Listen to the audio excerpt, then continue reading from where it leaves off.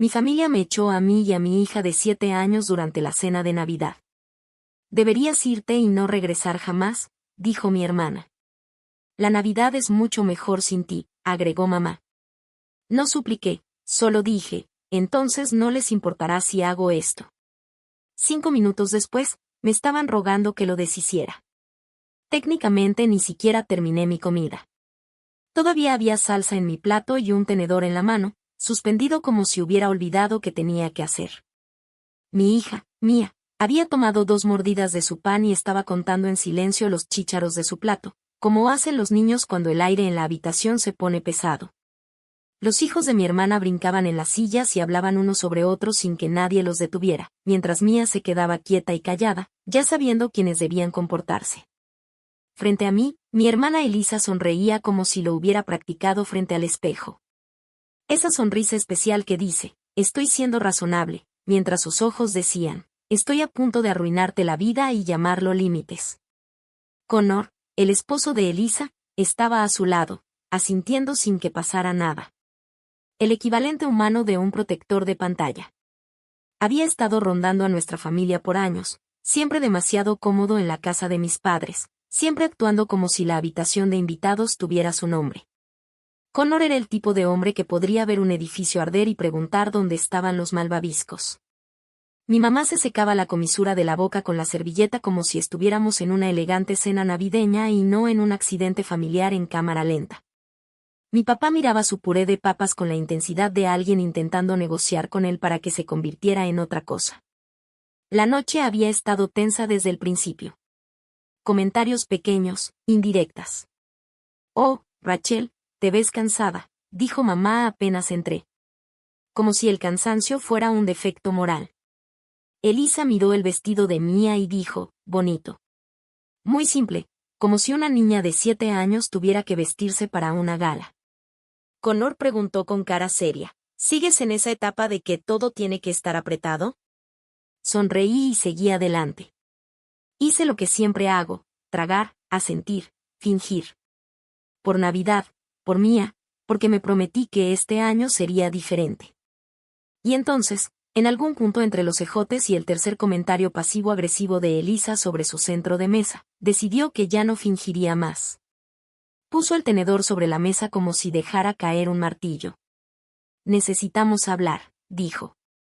Mi estómago se hundió, no porque no lo esperara, sino porque sabía exactamente qué tipo de plática sería, de esas donde no se me permite tener sentimientos, y si los tengo, me llaman dramática. Elisa se recostó en su silla. Es que ha sido demasiado y mamá y papá están de acuerdo. Mi papá ni levantó la mirada. Mi mamá no protestó. Connor masticaba despacio, como si hubiera estado esperando este momento. Elisa, dije, manteniendo la voz tranquila. ¿Qué estás haciendo? Ella inclinó la cabeza. Todos hemos decidido que deberías irte y no volver jamás. Ahí estaba, claro y ensayado, como si lo hubiera practicado frente a un aro de luz. Mía levantó la mirada de sus chícharos. Mi mamá intervino de inmediato, como si no pudiera permitir que Elisa tuviera el centro de atención ni 2 segundos. La Navidad es mucho mejor sin ti, dijo suavemente, casi amable, como si hablara de un mal aroma de vela. Parpadeé 1, 2 veces. Miré a papá. Finalmente levantó la vista y por un segundo, solo un segundo, pensé que podría decir algo. Cualquier cosa. Una protesta, una corrección, una espera. Pero no dijo nada. Solo se veía cansado, callado y cómplice. La manita de Mía se apretó sobre el tenedor. Sentí algo en el pecho romperse en silencio, con educación, como un plato que se cae en otra habitación. Supe que tenía 2 opciones, suplicar, explicar, hacer toda la rutina humillante de probar que merezco existir en mi propia familia, o dejar de audicionar. Apoyé el tenedor. Mía, dije suavemente, sin apartar la mirada de ella. Cariño, ¿puedes ir por tu abrigo y tu mochilita? Nos vamos. No dudó. Se deslizó de la silla como si hubiera estado esperando permiso. Está bien, dijo. Sin discusión, sin lágrimas, solo alivio envuelto en voz de niña. Caminó hacia el pasillo y algo en la rapidez con la que se fue me hizo sentir mal, como si hubiera cargado este peso más tiempo del que quería admitir. En cuanto desapareció, la habitación cambió. Elisa cruzó los brazos. Bien, eso ya quedó resuelto. Connor soltó un suspiro, como si acabáramos de arreglar un conflicto de agenda. La boca de mi mamá se tensó. Rachel, no lo hagas más difícil de lo que tiene que ser. Los miré a todos, y algo inesperado pasó en mi cara. Sonreí. No era una sonrisa cálida ni amigable, sino de esas que salen cuando te das cuenta que has estado intentando ganar un juego amañado. Está bien, dije con calma. Elisa se veía satisfecha. Finalmente me levanté despacio, empujando mi silla hacia atrás. Entonces no les importará si hago esto. Todos me miraban como esperando un berrinche, lágrimas o un discurso dramático. En cambio, caminé más allá de la entrada del comedor hacia la cocina y me detuve frente a la alacena al final de la barra. Los había puesto ahí antes, escondidos detrás de la pila de platos de Navidad como un pequeño y patético secreto. Me decía que estaba siendo cuidadosa, pensativa, esperando el momento adecuado. Resulta que el momento adecuado fue cuando me dijeron que no pertenecía allí. Abrí la alacena y saqué 3 hojas de papel, simples, nítidas, pesadas. Cada papel tenía un nombre escrito al frente con marcador negro grueso. Mamá, papá, Elisa. Elisa levantó las cejas. ¿Qué es eso? Connor resopló. ¿Esas son tarjetas? Mi mamá se rió, como si no pudiera evitarlo. Rachel, ¿qué estás haciendo? Esto es ridículo. La miré. Sí. Papá finalmente habló, con voz plana, si estás tratando de hacernos sentir culpa. Oh, no, dije, todavía sonriendo. Esto no es culpa. Estos son solo consecuencias. Elisa se paró, exasperada. ¿Crees que necesitamos tus regalos? ¿Qué vamos a extrañar lo poquito que? No la dejé terminar. Tomé la que decía mamá y la rasgué por la mitad. El sonido fue suave. El papel no debería sonar tan fuerte, pero en esa habitación se sintió como un disparo. La sonrisa de mi mamá se desvaneció. Rachel. Después rasgué la que decía papá. Despacio, limpio, deliberado. La cara de papá se tensó. Connor se sentó un poco más derecho, como si por fin su cerebro hubiera procesado. La arrogancia de Elisa empezó a quebrarse. Detente. ¿Qué te pasa? Tomé la que decía Elisa por última vez. No dudé ni un segundo. Dejé los pedazos sobre la barra en 3 pilas ordenadas, como ofrendas. Hubo un instante de silencio donde nadie se movió. Luego Connor soltó una risa, demasiado fuerte y forzada. Ok, wow, eso está loco. La voz de Elisa se volvió cortante. Nos estás dando la razón. Mamá negó con la cabeza, como si mirara a un extraño. Esto es exactamente por esto. No discutí. No expliqué nada. Solo me volteé. Mía ya estaba en el pasillo, con su abrigo y su mochilita colgada. Me miró con ojos grandes, pero sin sorpresa. Tomé su mano. Nos vamos, dije, y salimos por la puerta principal. El aire frío me golpeó la cara, ese frío que hace que los pulmones despierten. Mientras bajábamos los escalones del porche, miré por la ventana sin pensarlo. Los vi mirando la barra, moviéndose, ya no enojados, solo curiosos. Mamá se inclinó y tomó un pedazo rasgado. Papá se acercó. Elisa agarró algo y empezó a juntarlo como si fuera un rompecabezas. Sus caras cambiaban en tiempo real, de arrogantes a confundidas, de confundidas a pálidas, de pálidas a desesperadas. Y entonces, a través del vidrio, vi la boca de mi mamá abrirse como si gritara. Al principio no entendí, luego sí. La puerta se abrió de golpe detrás de mí. Rachel. Pasos rápidos, torpes. La voz de Elisa más aguda de lo que jamás la había escuchado. Espera, espera, regresa. La mano de Mía se apretó a la mía mientras llegábamos al carro. Rachel. La voz de mamá se quebró. Por favor, por favor, no puedes. Papá sonaba distinto también. No calmado, no callado. Rachel, detente. Solo detente y habla. Abrí la puerta del carro, todavía sujetando la mano de Mía.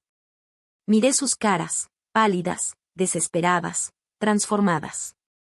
Hace 5 minutos me habían dicho que la Navidad era mejor sin mí. Ahora me estaban rogando que deshiciera algo que todavía no podían admitir en voz alta. Me metí al asiento del conductor. Mía se subió a mi lado. Encendí el coche y nos fuimos. Mi hermana Elisa me lleva 6 años. Eso importa más de lo que parece. 6 años son la diferencia entre ser la bebé que todos consienten y la niña que ya sabe mejor. 6 años son la diferencia entre ser preciosa y ser útil. Elisa fue la niña dorada antes de que le salieran todos los dientes. Mi mamá decía que era un milagro, como si hubiera negociado personalmente con el universo para tener una hija que supiera sonreír cuando quisiera. Elisa era la niña que los extraños elogiaban en el supermercado, qué señorita tan educada, decían. Tan bien portadita. Yo era la que iba atrás sosteniendo el carrito, escuchando no toques nada. Si Elisa lloraba, el mundo se detenía. Si yo lloraba, era dramática. Elisa tenía clases de baile. Yo tenía que cuidarla mientras mamá hacía mandados.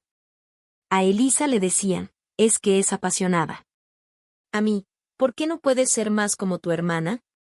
En las fiestas se veía todavía más. Elisa abría regalo tras regalo mientras todos miraban. Chillaba perfecto, reía perfecto, abrazaba a mamá perfecto. A mi mamá le encantaba eso. Amaba el espectáculo. Amaba tener una hija que la hiciera ver como la madre que la gente elogia. Yo recibía algo práctico, pijamas, un suéter, un libro. Después me daban una bolsa de basura y me decían que recogiera el papel de regalo. Y lo más loco es que durante mucho tiempo ni siquiera sabía que estaba mal. Cuando creces dentro de un sistema así, asumes que simplemente es como funciona la gravedad. Para cuando fui adolescente, había perfeccionado el arte de hacerme pequeña. Aprendí qué temas hacían suspirar a mamá, qué opiniones hacían callar a papá, qué emociones hacían que Elisa pusiera los ojos en blanco. Así que dejé de tenerlas, o al menos dejé de mostrarlas. Me fui a la universidad y pensé que la distancia tal vez lo arreglaría. Pensé que quizá estando lejos mi familia me extrañaría. No fue así. Extrañaban tener a alguien a quien culpar cuando Elisa estaba triste, pero eso no es lo mismo. Conocí a mi esposo, Daniel, a mediados de mis 20. No era ruidoso ni llamativo. Era el tipo de hombre que te da una taza de café en silencio, sin hacer un gran show, como si la amabilidad fuera algo que se puede recibir sin tener que ganarla. En nuestra tercera cita, mencioné a mi hermana y a mi mamá riéndose como si fuera normal. Daniel no se rió. Eso no es normal, dijo. Lo miré como si hablara otro idioma. Lo repitió, más suave, Rachel, eso no está bien.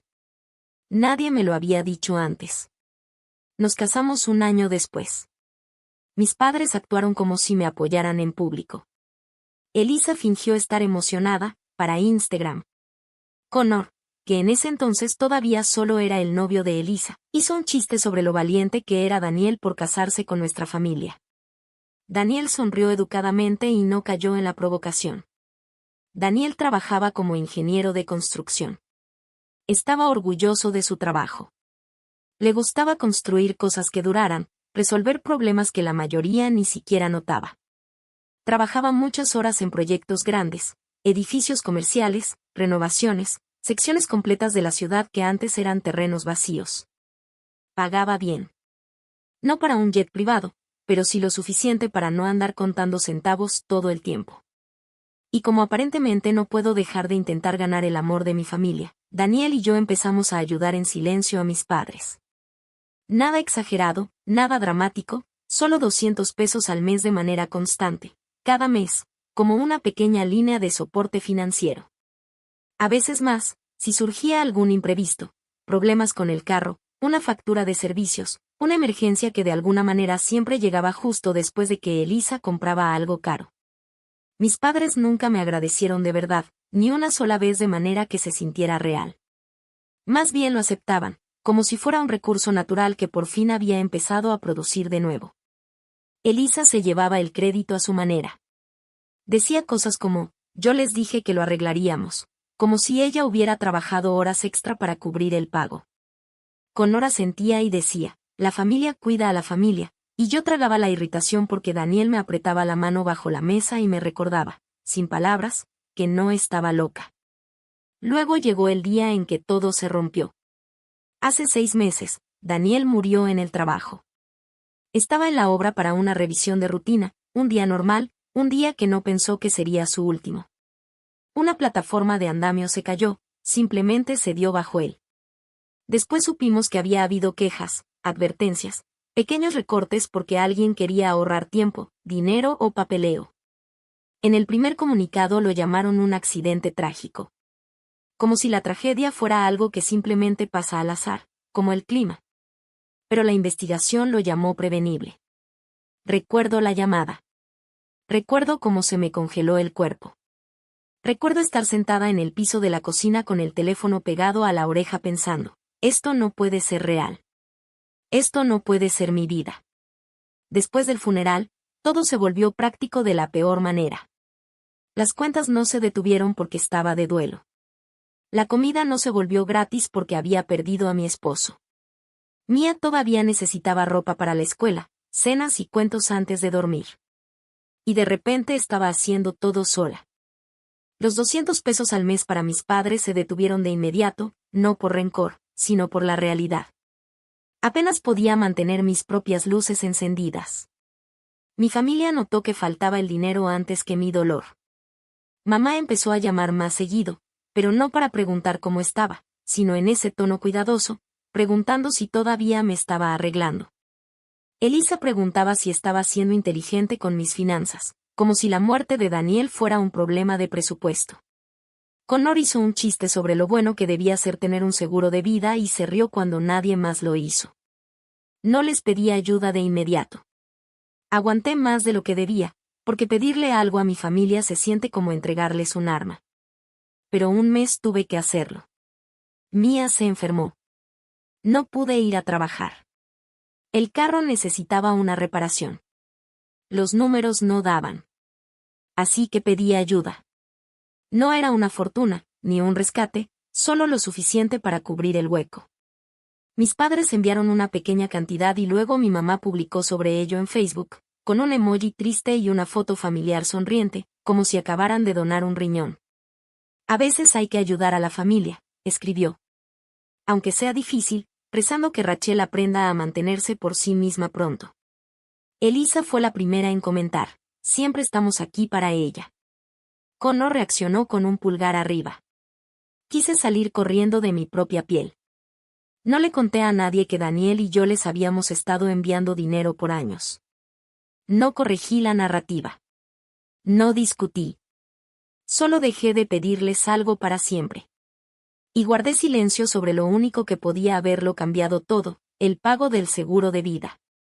Porque no llegó de inmediato. No fue un cheque mágico que apareciera justo cuando Daniel murió.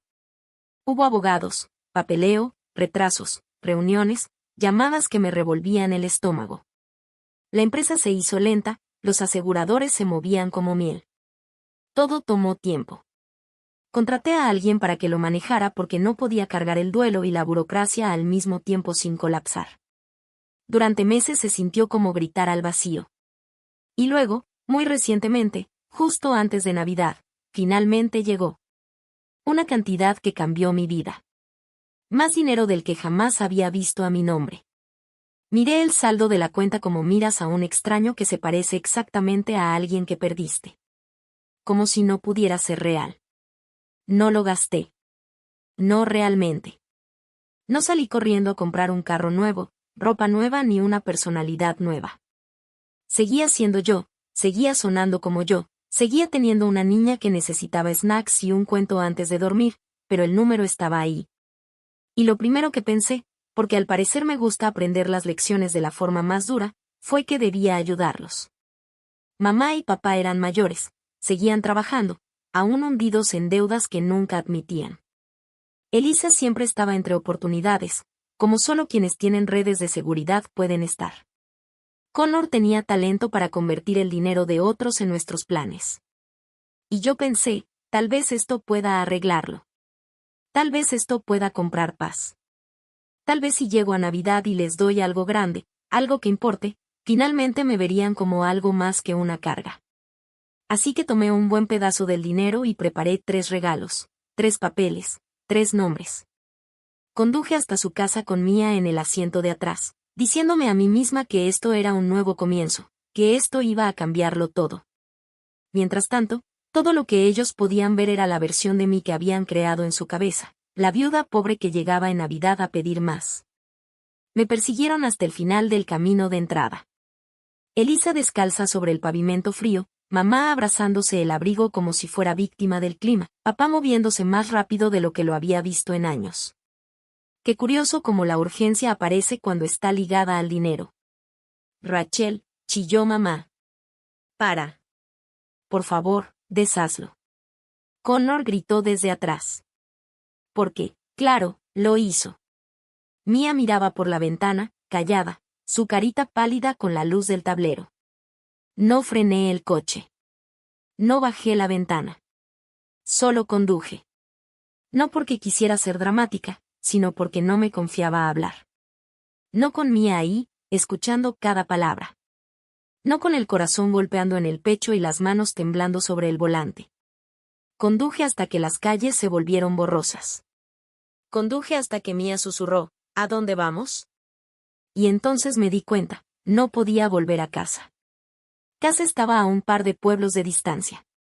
Había planeado quedarme en la casa de mis padres esa noche.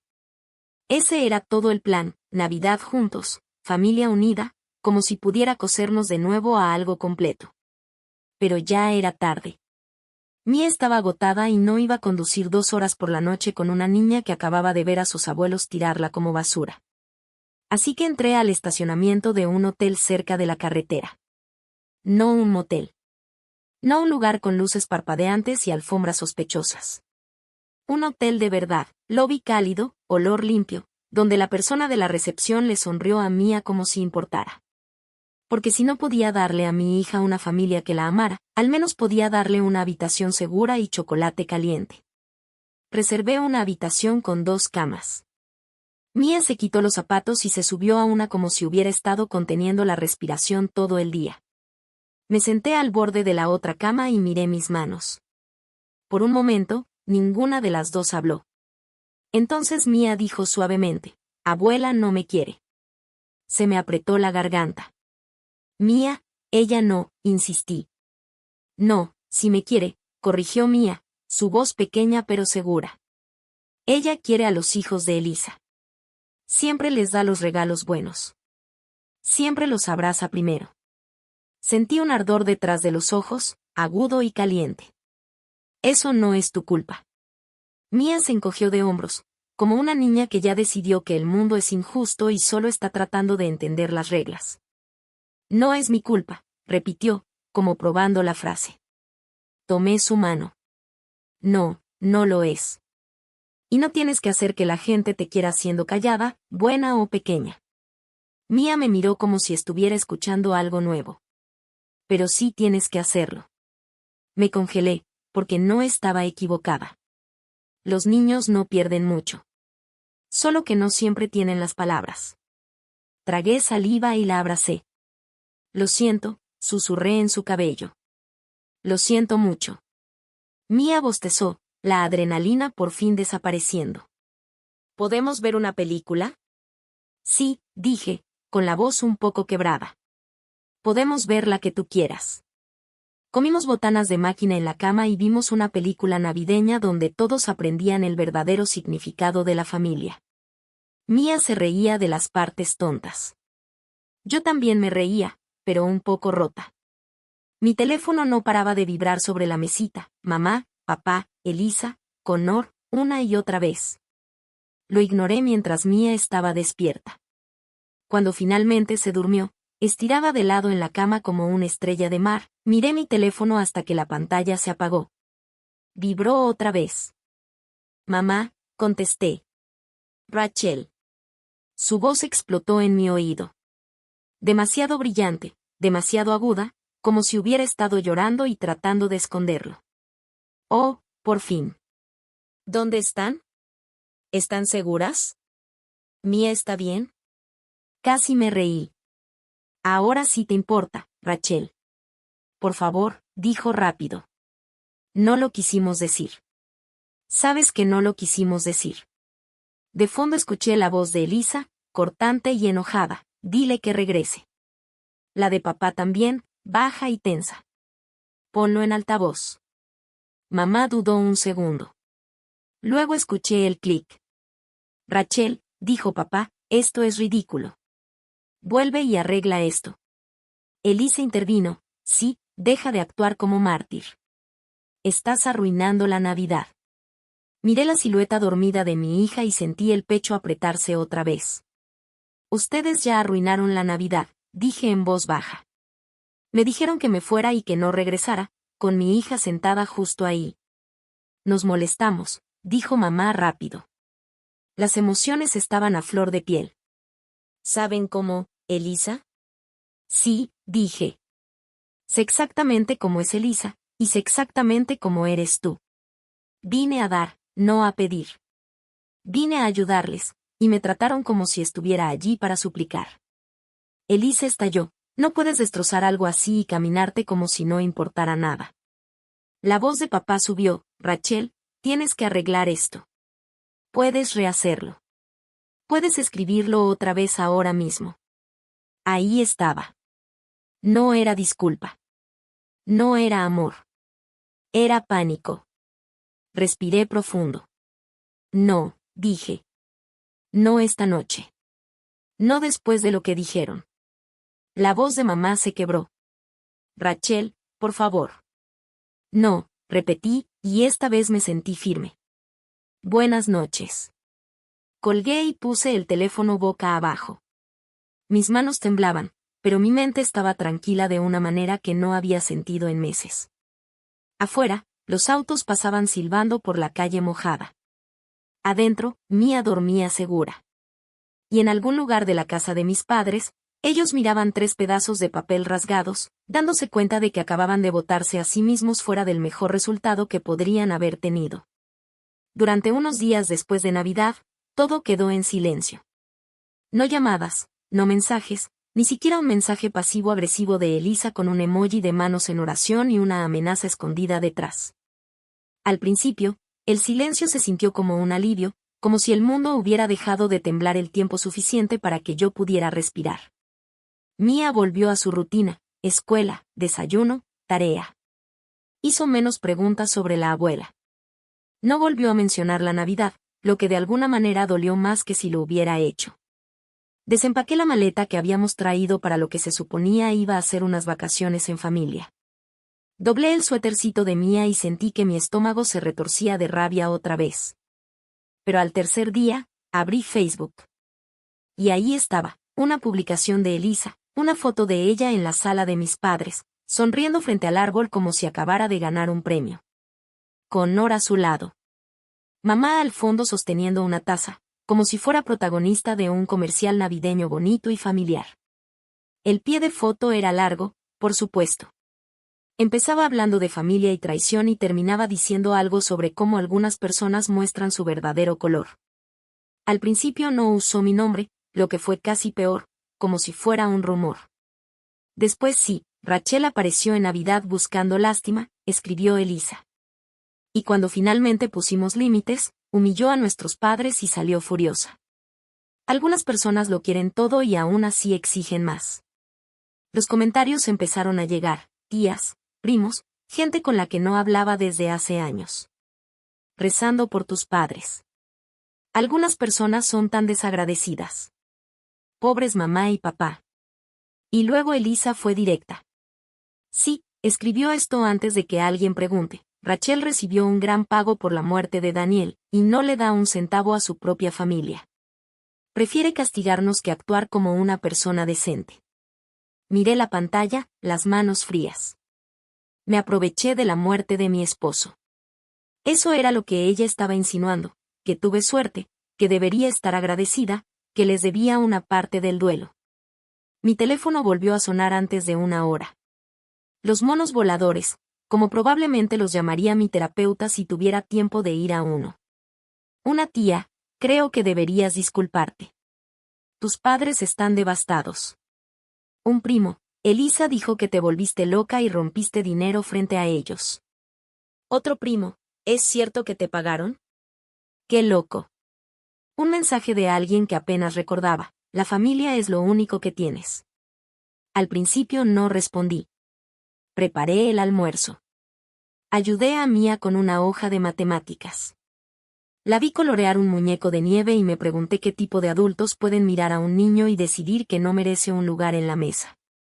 Al final del día, ya no pude quedarme callada, porque el silencio nunca me protegió. El silencio solo me hacía más fácil de culpar.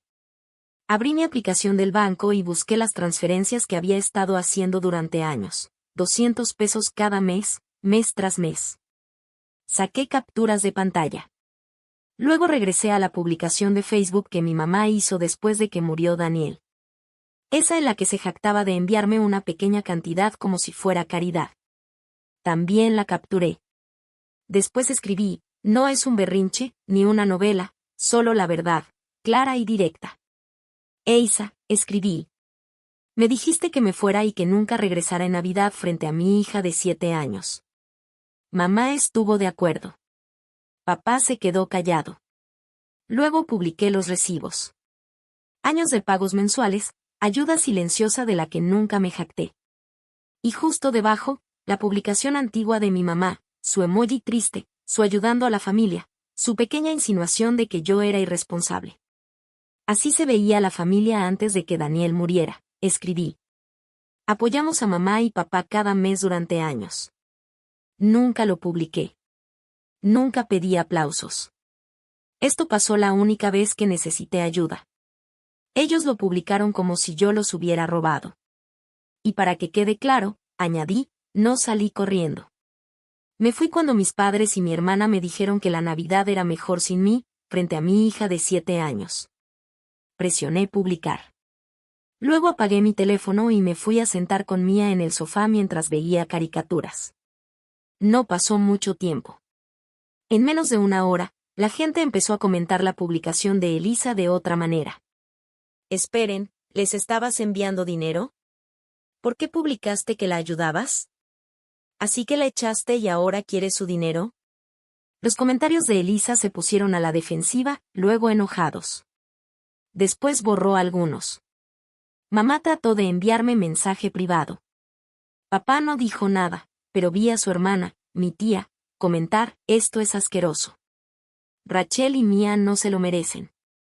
La publicación de Elisa se editó, luego se volvió a editar. Y finalmente desapareció. Al día siguiente, sonó el timbre. Miré por la mirilla y sentí que el estómago se me hundía. Mamá y papá estaban ahí. También Elisa. Connor detrás de ella, como una lámpara de apoyo.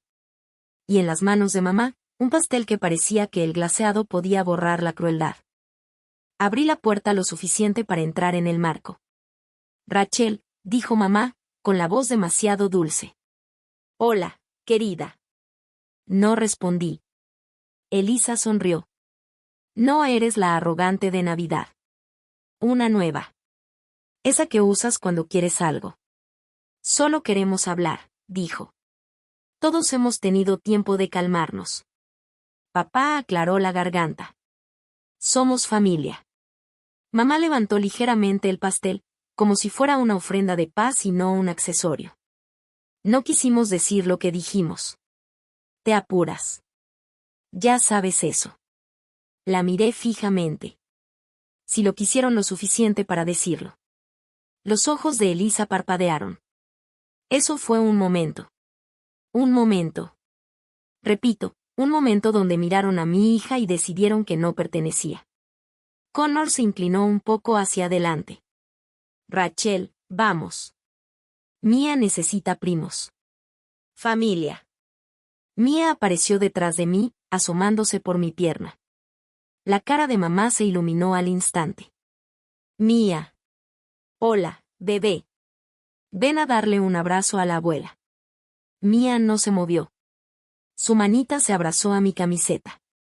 La sonrisa de Elisa se tensó, pero la mantuvo pegada al rostro. Ven, esto es de lo que hablamos. Podemos arreglar esto. Solo necesitamos estar juntos. Casi podía escuchar la parte no dicha. Solo necesitamos acceso. Solo necesitaban que la puerta estuviera abierta. Solo necesitaban que estuvieras lo suficientemente cerca para presionar otra vez. Respiré hondo. No, dije. Mamá parpadeó. Rachel, no. Repetí, tranquila, firme, definitiva. No pueden echarnos y luego aparecer con un pastel y fingir que son amables. No tienen acceso a mi hija después de demostrar que ni siquiera la ven como familia. La mandíbula de papá se tensó. Estás siendo cruel. Lo miré. Tú me enseñaste. La máscara de Elisa se deslizó por medio segundo. La rabia apareció, el sentido de derecho. Luego la volvió a cubrir, rápido como una serpiente. Rachel, dijo suavemente, no hagas algo de lo que te vas a arrepentir. Sonreí un poco. Ya hice algo de lo que me arrepiento. Y no fue romper papel. Retrocedí y cerré la puerta. La cerré con llave. Y por primera vez en mi vida, cerrar la puerta a alguien no se sintió como crueldad. Se sintió como protección. Han pasado unos 8 meses desde esa Navidad. Tiempo suficiente para que el ruido se apague. Tiempo suficiente para que la verdad se acomode en lugares donde ya nadie puede discutir. El acuerdo fue de 2 millones de pesos. Nunca lo dije en voz alta en ese momento porque no se sentía real y porque sabía que si lo decía, dejaría de ser sobre el duelo y empezaría a ser sobre derecho y exigencias. Planeaba darles a mi familia unos 500,000 pesos. Suficiente para pagar la hipoteca y deudas de mis padres. Suficiente para que pudieran retirarse sin miedo. Suficiente para darle a Elisa un reinicio limpio en lugar de otro caos. No recibieron ni un solo dólar. En cambio, compré una casa modesta al contado. Nada ostentoso, solo sólida, tranquila, con horas estables. La mayor parte del dinero fue directo a ahorros a largo plazo e inversiones conservadoras. Mía tiene ahora un fondo universitario, un fideicomiso y un colchón de emergencia, para que su futuro nunca dependa de personas que deciden su valor según les convenga. El dinero no borró el duelo. Ojalá fuera así. Daniel sigue muerto. Algunas mañanas todavía duelen. Mía todavía pregunta por su papá de maneras pequeñas, indirectas, con pausas esperando que alguien responda a la hora de dormir. La diferencia es que el duelo ya no está mezclado con miedo. Estamos tristes, pero estamos seguros. Mía ya no pregunta por la abuela. No se pregunta por qué no la quisieron. Ríe más. Duerme mejor. Sabe que esta casa es suya. Por rumores, he sabido lo que les pasó a ellos. Mis padres vendieron la casa. Su retiro se arruinó. Las relaciones se fracturaron. Y lo que realmente los rompió no fue solo el dinero. Fue saber exactamente cuán cerca estuvieron de recibir ayuda y perderla. Han contado a otros, se han quejado, lo han repetido. Esos 500,000 pesos los persiguen. Pensé que guardar el dinero también me perseguiría. No lo hace. Lo que me hubiera perseguido sería enseñar a mi hija que la crueldad merece recompensas. Todavía duelo por la familia que esperaba tener, pero elegí la seguridad de mi hija sobre la aprobación, y esa elección finalmente me eligió a mí también. Entonces, dime, ¿fui demasiado lejos o no lo suficiente? Déjame tu opinión en los comentarios y suscríbete para